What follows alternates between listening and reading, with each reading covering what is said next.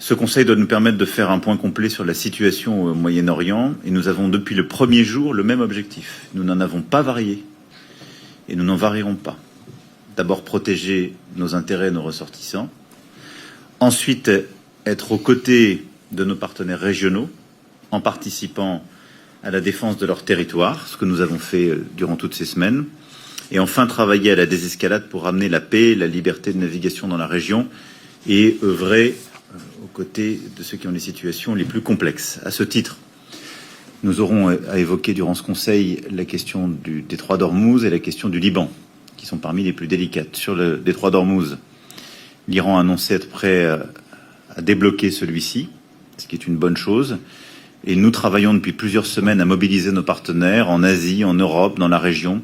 Une quinzaine de pays sont aujourd'hui mobilisés et participent à la planification sous le pilotage de la France pour permettre justement la mise en œuvre d'une mission strictement défensive en coordination avec l'Iran quand les conditions seront remplies pour permettre de faciliter la reprise de cette circulation.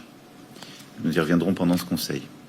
Sur le Liban, qui, à date, est aussi inclus dans le cessez-le-feu, ce qui est une bonne chose et même une chose indispensable, et où les frappes ont cessé ces dernières heures, la situation est critique.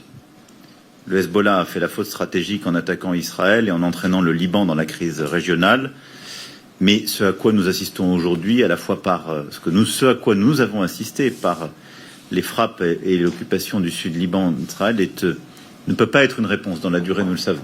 Et donc, notre souhait dans ce contexte, c'est de nous assurer que le cessez-le-feu inclut pleinement le Liban,